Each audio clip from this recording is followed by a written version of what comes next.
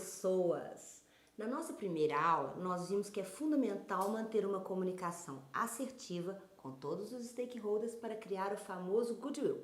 Recapitulando, goodwill é aquela característica, aquele ativo que o seu nome tem de credibilidade e reputação que faz, com que as pessoas tenham boa vontade com o seu nome, no caso de uma crise, tenham boa vontade de ouvir a sua versão. 2, o goodwill é que traz a fidelização dos seus pacientes, clientes, o que for dependendo da sua área. E por fim, 3, e não menos importante, é o que faz as pessoas te indicarem. É o goodwill que traz para a pessoa aquela certeza de que está indicando um bom profissional para alguém que é importante para ele. Bom, agora nós vamos ver então como proceder para fazer essa comunicação assertiva. O primeiro é que a responsabilidade pelo entendimento é de quem emite a mensagem.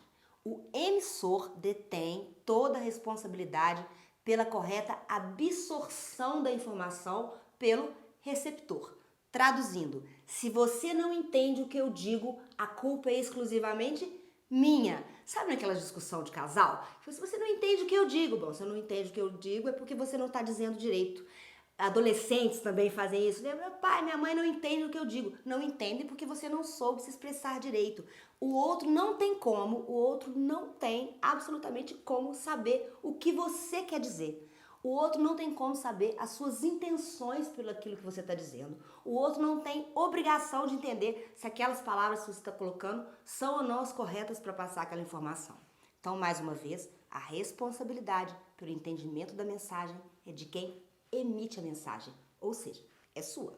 Tem um ditado popular que fala o seguinte: eu sou responsável pelo que eu falo, não pelo que você entende. Tem gente que fala isso que a gente acha até um pouco rude quando a pessoa fala. E ele está completamente enganado. Além de ser grosso, rude, tá errado. Eu sou sim responsável pelo que eu falo. Eu sou totalmente, 100% responsável pelo que eu falo.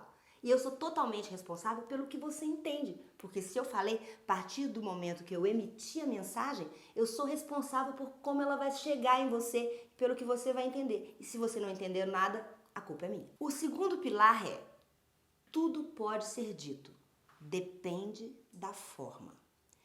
Isso estando conscientes de que essa forma tem várias nuances diferentes, tanto para quem emite o conteúdo quanto para quem o recebe. E a ideia que está por trás desses pilares é a seguinte: entender as diferenças de percepção, identificando os gatilhos que movem o outro, é o caminho para a assertividade da comunicação. Para que isso ocorra, temos duas regras inabaláveis. Primeiro, você precisa ter consciência da sua mensagem. Isso significa, além do domínio do conteúdo, entender a sua motivação. Não só o que eu digo, mas por quê e para quê. Qual o meu objetivo com isso? O que, ele é muito claro, muitas vezes ele é muito claro. Você é médico, você está falando aquilo para alguém porque é o que está acontecendo com ela. Mas o porquê? Por que você está falando aquilo? Dentro do raciocínio clínico que você está fazendo, por que você está falando aquilo para o paciente? E por fim, para quê? Qual o objetivo? O que você espera que o paciente faça com aquela informação? Segundo, conhecer o seu interlocutor, ter empatia, a capacidade de se conectar ao outro ao ponto de visualizar qual será o ponto de vista dele sobre aquela mensagem. Gente, o conceito de empatia é uma daquelas palavras, como eu disse na outra aula, que ficou totalmente, a palavra perdeu o seu sentido inicial no popular. Empatia não é solidariedade. Empatia não é você se solidarizar com o problema do outro, ter dó do outro, querer ajudar o outro. Não, empatia é você conseguir se colocar no lugar do outro. Vou dar um exemplo. Quando você está dirigindo e tem um cidadão parado na esquina, é a empatia que te faz pensar que aquele cidadão pode querer atravessar. Se você não tiver empatia, você passa direto e atropela o sujeito. Porque você não se colocou naquele segundo que te fez pensar: nossa, você se botou no lugar dele, vou atravessar. E é aí que você dá aquela freadinha no carro. Então, empatia é você se colocar no lugar do outro, se projetar para entender o ponto de vista de entendimento do outro. E aí, basicamente, o emissor tem duas frentes de atuação. Comunicação visual e sensorial, que envolve tudo o que o receptor captará apenas com os sentidos. Aqui devemos considerar não só a imagem pessoal, o gestual, mas também o entorno, o time, tudo aquilo que vai fazer o cenário daquele momento que o conteúdo está apresentado. Sabe aquela coisa assim, o momento certo de dizer alguma coisa? O seu receptor, ele vai estar só com os sentidos, com o olhar, com as sensações, entendendo aquilo tudo. Às vezes uma música errada, não é verdade? Pode detonar toda uma mensagem. O segundo é a comunicação verbal. Aqui nós temos três peças principais: o tom de voz, a linguagem e, claro, a mensagem em si, a consistência do conteúdo.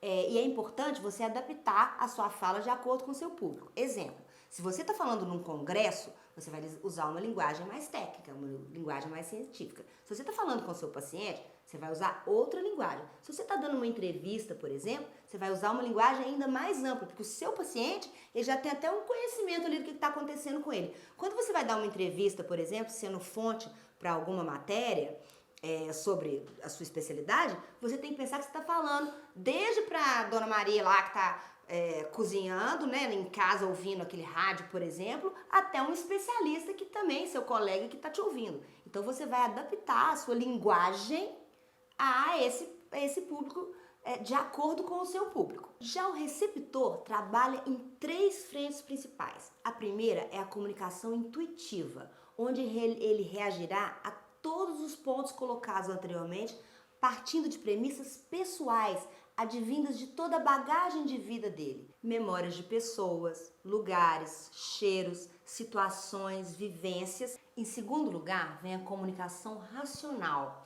onde ele vai analisar o conteúdo levando em consideração as suas ideias e conceitos sobre a matéria e principalmente o que interessa a ele próprio naquela informação. Gente, aí aqui entra quem? Entra o problema do Dr. Google. Porque a verdade é que o paciente já chega sabendo tudo que ele, achando que já sabe tudo sobre aquilo e até que tratamento que ele quer ter. O que acontece muitas vezes? Se o cara é mais para hipocondríaco, vamos botar assim, ele vai achar que o tratamento que você está dando é pouco, que você não está dando atenção ao problema dele. Se ele é mais relax, ele vai achar que você está exagerando, que ele não precisa fazer isso tudo. Então, aqui o que você precisa mostrar é que o seu conhecimento é de fato muito maior do que o dele, que a sua solução é mais interessante para ele do que essa que ele já trouxe. E a terceira frente, né? Mas vejam que essa ordem aqui não importa. É a comunicação emocional. Talvez a mais complexa, porque aqui o receptor irá julgar o conteúdo de acordo com o seu estado emocional no momento, o que vai potencializar todos aqueles sentidos que a gente já falou da memória, né? Capaz de trazer ali um bem-estar muito grande ou não sobre o que você está dizendo. E o que fazer? Entenda o momento dele antes de passar a sua mensagem. Como? Converse. O segredo para a comunicação assertiva é ser observador e bom ouvinte. Estude as pessoas, ouça-as, analise-as, aprenda sobre elas, seja o receptor antes de ser o emissor. Isso vale, gente, tanto profissionalmente como para a vida. Quanto mais você conhece o outro, mais você conseguirá influenciá-lo. E comunicação é isso. Comunicação é influência. É você fazer com que o outro pense como você quer. E o interessante é que os padrões se repetem. As pessoas são previsíveis, óbvio que não 100%, mas o suficiente para que o exercício da escuta e da observação gerem resultados. A relação médico-paciente é uma das mais complexas na nossa sociedade. O médico assume vários papéis, às vezes antagônicos, mas a confiança é o sentimento de maior importância e não pode ser quebrado de forma alguma. Na próxima aula, veremos algumas técnicas para ajudá-lo nesse conceito de comunicação assertiva, principalmente para que você possa fazer um atendimento mais humanizado, que garanta a proximidade ideal com o paciente. Nem demais para ele se sentir assediado, como no exemplo que dei na primeira aula, ou amigo íntimo para ficar te ligando sem parar.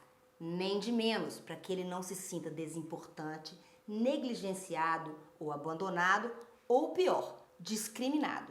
E o mais importante, para criar a confiança necessária para fazer o seu paciente seguir as recomendações que você dará. Até lá!